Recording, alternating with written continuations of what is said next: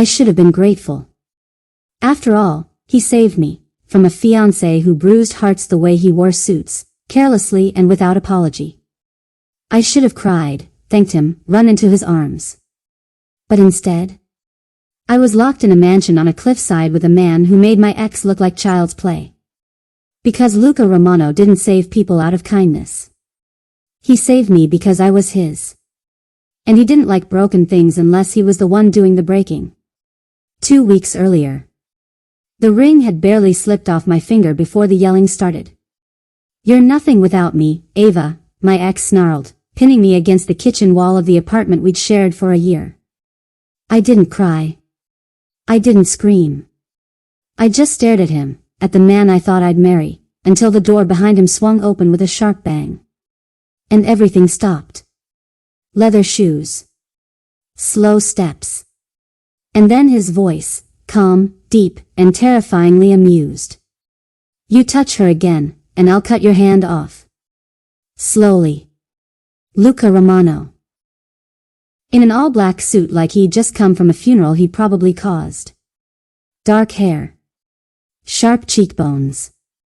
A mouth that looked like it never smiled but knew exactly how to hurt. And eyes, God, those eyes.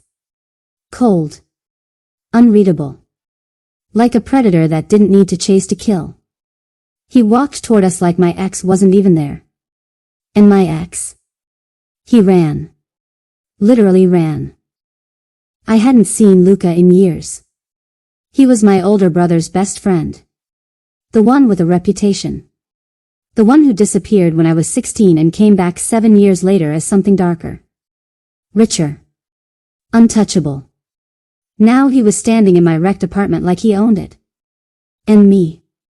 "You shouldn't have gotten engaged to a man like that," he said, eyes scanning my face for bruises. I folded my arms. "You think I planned for it? I think you were pretending he wasn't a monster. And you're bad at pretending. Why are you even here, Luca?" He didn't answer. He just said, "Pack a bag.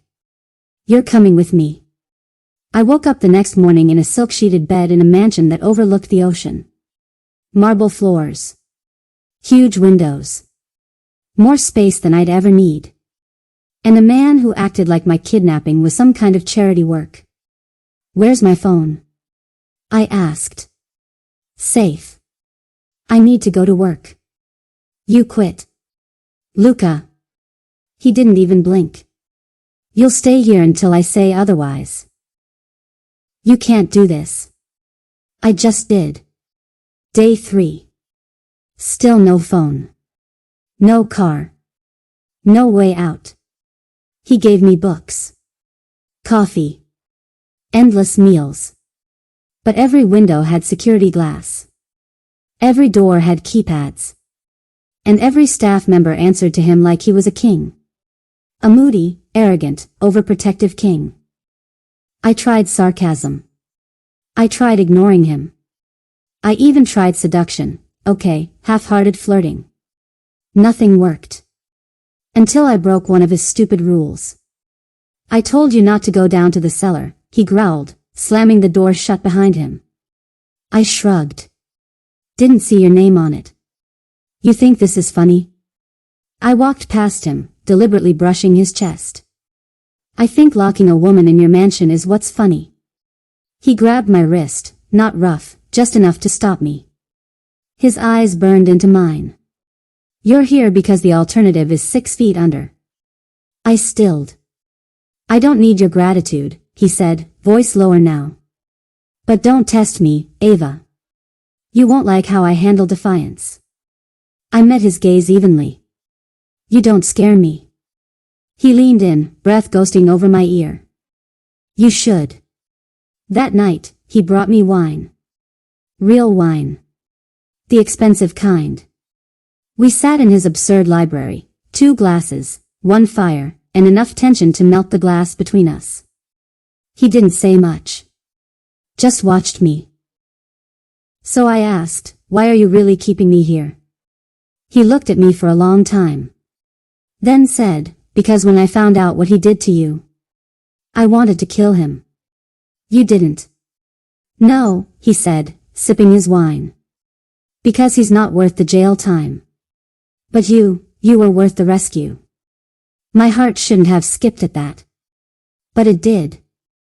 Day 5. He let me walk the grounds with a guard. Progress, I guess. That night, I found him in the kitchen, sleeves rolled up, making pasta like some mafia gourmet hybrid. You cook? He didn't look up. I kill people for a living, Ava. The least I can do is make you dinner. It was the first joke I'd heard from him. I grinned. Wow. So you're brooding, deadly, and domestic? He looked at me then. Really looked. And said, I'm not a good man. Don't confuse actions for intentions. But I already was. That night, we danced. No music. Just silence and the sound of rain outside. He offered his hand. I took it. I don't dance, I said. Neither do I, he murmured. We swayed anyway. And when his hands slid to the small of my back, I didn't stop him. When his eyes dropped to my lips, I didn't pull away. And when he kissed me, slow, dangerous, reverent, I let him. He didn't say anything afterward. Just stared like he'd crossed a line he didn't mean to find. I should go, I whispered. He didn't stop me. But he didn't sleep that night either. I heard his footsteps pacing above my room. Day 7. He told me everything. About my ex. About the people who sent him. About the bounty on my head. They'll keep coming, he said. That's why I need you here. Luca. I can't stay locked away forever. He nodded slowly. Then said, then I'll just have to burn down the people trying to take you. My breath caught. You don't mean that. He turned to me, voice dead serious. Ava. I haven't meant anything more in my life. I didn't expect to fall for the man who held me captive. But I did. Because he didn't chain me. He protected me. He cared when no one else did. He looked at me like I was something his demons couldn't touch. And maybe, that's what love really is. Not freedom. Not flowers. But choosing someone again and again, even when it's the wrong time, the wrong place, and the wrong kind of love. He saved me from my ex. But what he didn't know was that I was going to save him right back. If you enjoyed this story, don't forget to like and subscribe.